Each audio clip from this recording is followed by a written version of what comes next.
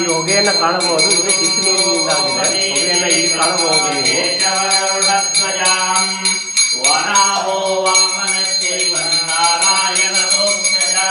ಅದೇ ನೀರು ಇಲ್ಲಿ ಒಂದು ಪಾತ್ರೆಯಲ್ಲಿ ಬೀಳುತ್ತಿದೆ. ಆ ನೀರನ್ನು ಅರ್ಚಕರು ಇವಾಗ ತಮ್ಮ ಕೈಯಿಂದ ತಾವೇ ಮುಟ್ಟುತ್ತಾರೆ.